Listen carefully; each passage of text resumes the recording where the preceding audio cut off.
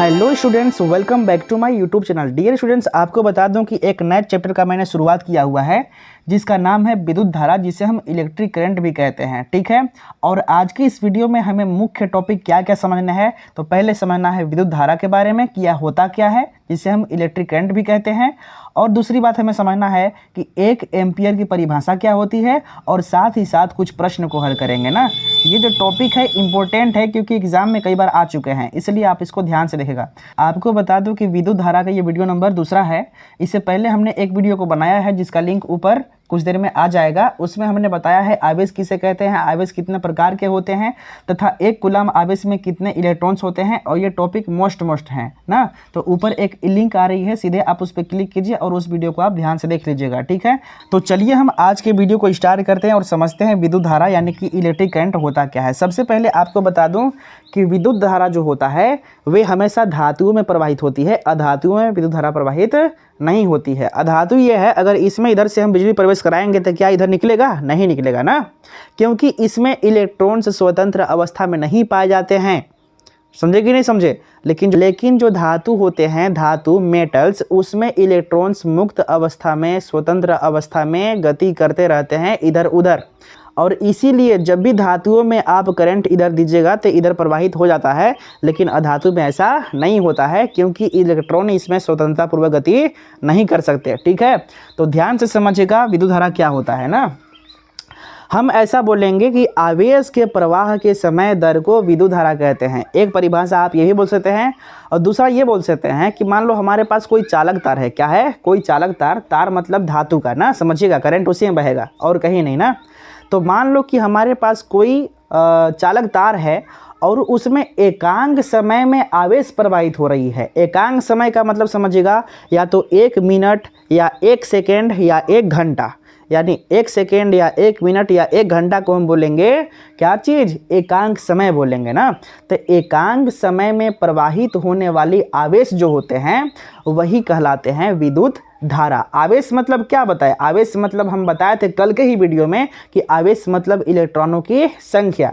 यदि मैं आपसे पूछूं कि एक कूलम आवेश में कितने इलेक्ट्रॉन्स होते हैं, तो आपको बताना है 6.25 × 10⁻18 इलेक्ट्रॉन्स। ठीक है, यानी एक कूलम में इतने सारे इलेक्ट्रॉन्स पाए जाते हैं। तो हमारा मेन टारगेट कहाँ है? ध्यान दो, हमारा मेन टारगेट है आज के कि विद्युत धारा क्या होता है, यानी इलेक्ट्रिक करंट। आप इसका डेफिनेशन ऐसे भी लिख सकते हैं कि आवेश के प्रवाह के समय दर को विद्युत धारा कहते हैं।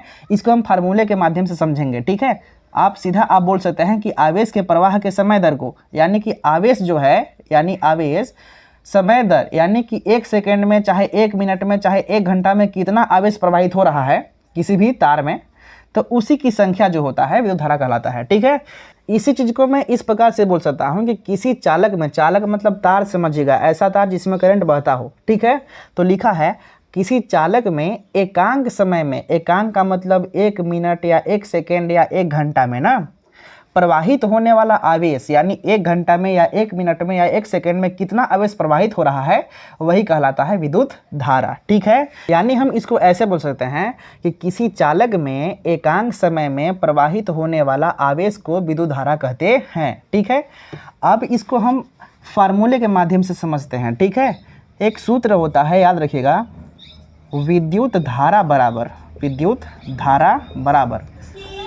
आवेश बटे समय, आवेश बटे समय। आप इसको शॉर्ट में कैसे लिखेंगे? तो विद्युत धारा को हम I से दिखाते हैं, आवेश को Q से और समय को T से। तो I = Q/T ये हो सकता है। तो यहीं से परिभाषा बना है। कैसे बना है कि किसी चालक तार में एकांक समय में, समय मतलब टाइम ना, एकांक समय में प्रवाहित होने वाली जो आवेश होती है, आवेश, उसी को हम बोलते हैं विद्युत धारा। यानी एकांक समय में प्रवाहित होने वाली आवेश जो होते हैं वही क्या कहलाता है? विद्युत धारा। ठीक है, आप इसको समझ गए, इस फार्मूले को आप याद रखेंगे। ठीक है, I = Q/T, इस बात को याद रखेंगे। अब इसका मात्रक लिखते हैं। I मतलब विद्युत धारा, तो हम लिखते हैं I का मात्रक। I का मात्रक क्या होता है ना?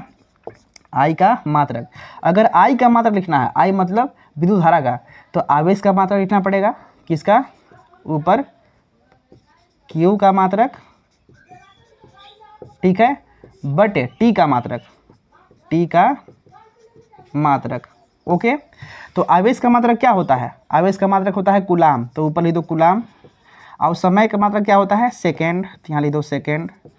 ठीक है, तो इसका मतलब कि I का जो मात्रक है विद्युत धारा का मात्रक कूलाम प्रति सेकेंड होता है, या इसको हम एम्पियर भी बोल सकते हैं। क्या बोल सकते हैं? एम्पियर। तो ध्यान देंगे इसका दो मात्रक होता है कूलाम प्रति सेकेंड या एम्पियर। अगर आप इसको ऊपर ले जाएंगे सेकेंड को तो क्या बन जाएगा, ध्यान समझिएगा, बन जाएगा कूलाम, और सेकेंड के घात में कुछ नहीं था एक है। ठीक है, जब ऊपर ले जाएगा ना तो यहाँ पर बन जाएगा सेकेंड, और एक प्लस में है ऊपर जाएगा तो माइनस में एक ना।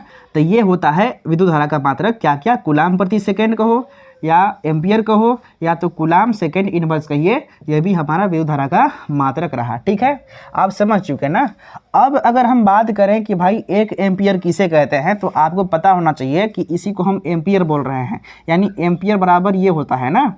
तो ध्यान से समझिएगा कि एम्पियर में हम बता रहे हैं आपको बार बार कि एम्पियर जो है हम कूलाम प्रति सेकेंड को ही बोलते हैं, कूलाम प्रति सेकेंड को ही बोलते हैं, यहीं से परिभाषा निकलेगा ना। ध्यान से देखिएगा, यदि मैं एक एम्पियर की बात करूं तो मैं इसमें ऐसा बोलूँगा कि अगर किसी चालक तार में, चालक तार मतलब मान लो हमारे पास चालक तार ये है ना, अगर किसी चालक तार में एक सेकेंड टाइम में अगर एक कूलाम आवेश प्रवाहित हो रहा है, ठीक है, तो इसमें प्रवाहित होने वाला जो धारा होता है वो एक एम्पियर कहलाता है। मैं क्या बोल रहा हूँ, ध्यान समझिएगा।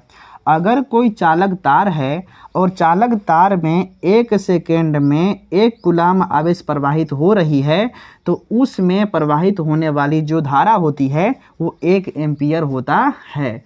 ठीक है, तो एक एम्पियर की परिभाषा ऐसे बनती है। ओके, ध्यान से समझिएगा, इसका परिभाषा मैं लिख दे रहा हूँ यहाँ पे ना। एक एम्पियर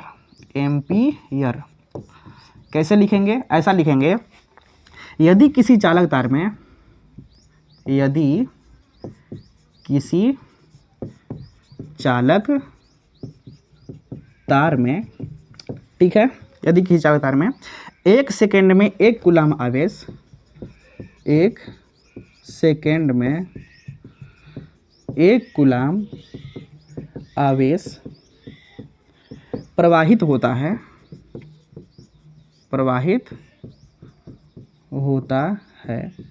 तो उसमें बहने वाला विद्युत धारा ही, तो उसमें प्रवाहित होने वाला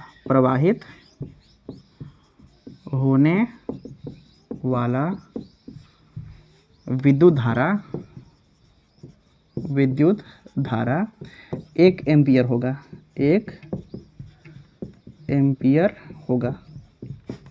ठीक है, आप इस बात को समझ चुके होंगे ना। यदि किसी चालक तार में एक सेकेंड में एक कूलाम आवेश प्रवाहित होती है, तो उस चालक तार में प्रवाहित होने वाला जो विद्युत धारा होगा वो एक एम्पियर होगा। ठीक है, इस प्रकार से एक एम्पियर की परिभाषा निकलती है। एक मैं क्वेश्चंस को हल करवाना चाहूँगा, ध्यान से समझिए प्रश्न क्या है।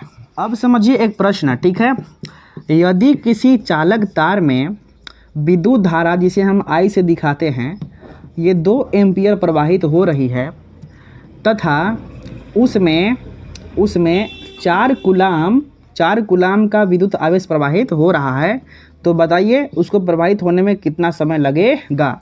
I मतलब विद्युत धारा, Q मतलब आवेश और T मतलब समय। तो आप सीधा फार्मूला लगाएंगे। कैसा फार्मूला लिखेंगे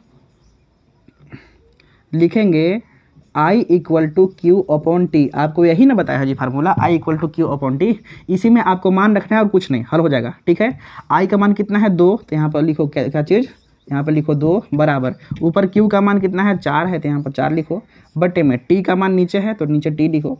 अब क्या होगा, ये भाग में है तो यहाँ गुणा में आएगा, ये गुणा में हो जाएगा तो ये भाग में हो जाएगा। तो इसमें हम ये ले सकते हैं, T को यहाँ कर दो बराबर, ये 4 पहले से है, ये 2 नीचे आ गया, काट दो, 2 दूना 4, यानी T कितना हुआ 2 सेकेंड। ठीक है, यानी 2 सेकेंड टाइम लगेगा 4 कूलाम के आवेश को प्रवाहित होने में उस चालक तार में। ठीक है, इस तरह से हम क्वेश्चंस को हल करेंगे इस फार्मूले से। मुझे उम्मीद है कि शायद आप समझ चुके होंगे कि विद्युत धारा क्या होता है। ठीक है, तो मिलेंगे नेक्स्ट वीडियो में नए टॉपिक के साथ, तब तक के लिए आप अपना ख्याल रखिए। Thank you so much watching for this video.